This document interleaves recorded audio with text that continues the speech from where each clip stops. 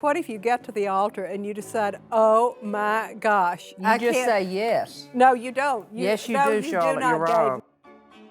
What's your take on that? Is that proper or not? Golden retrievers or other pets for ring Well, I think if bearers? it's an outside wedding, it's fine. You do, okay. My dogs are the nicest members of my family. I think that the men should wear a tie. When did it become all right for men to go in shirt sleeves to a church wedding? Well, that I'm totally horrified by. My all-time pet peeve is weddings in the middle of the day with tuxes.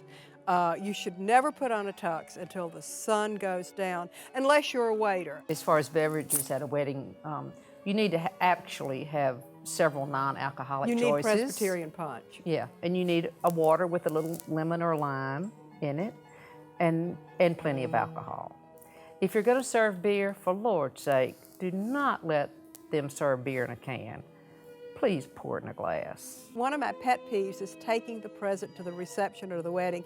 It always happens in movies. It is not supposed to happen in real life. You send it ahead. Please do that.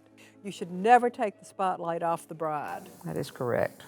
And never say congratulations to the bride. Yes. It sends the message, aren't you lucky to have finally found a husband? I went to a wedding last weekend and the music was so beautiful. But when they finished playing, before the bride came down the aisle, people erupted into this clapping in the church. Oh, that's horrendous. Well, Gayden, I can't believe that happened. That's terrible. What clapping for the musicians in a wedding indicates is that the wedding... In the church. Yeah, oh yeah. In the sanctuary. That's terrible. It indicates that the wedding is a performance art, and and it takes away from what the bride and groom are doing. Oh my heavens, they have what they refer to now, after you have 12 bridesmaids and the mother says that's enough, no more.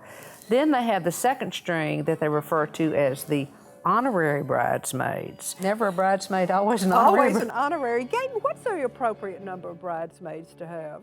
Well, I think a dozen is too much. I think, if you want to have a big party, just have the party. You don't have to get married to have a big party. And they want to have this huge extravaganza wedding.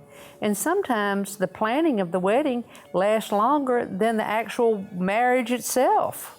I oftentimes will receive an invitation that has more names on the back of hostesses and hosts than people that are invited to the party.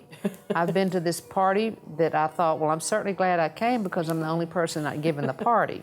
What about a hostess gift for 50 people? It's the groom's responsibility to pay for the rehearsal dinner. It is also his responsibility to pay the priest the next day or the minister. One of the things that they do on the East Coast that I think is a great idea is they serve the groom's cake for dessert at the rehearsal dinner. In every state in the Union, you can have a wedding annulled. Rather than going through with it, leave somebody at the altar and work it out later. Better that than a bad marriage. I'm not asking anyone for a bad marriage, Charlotte. I'm just asking for a good annulment. Yes, exactly. A week ahead of time, I would cancel the wedding. I just think that you shouldn't make that mistake if you have doubt. Heck, you can come back and do it again next week. No, you can't. I know that.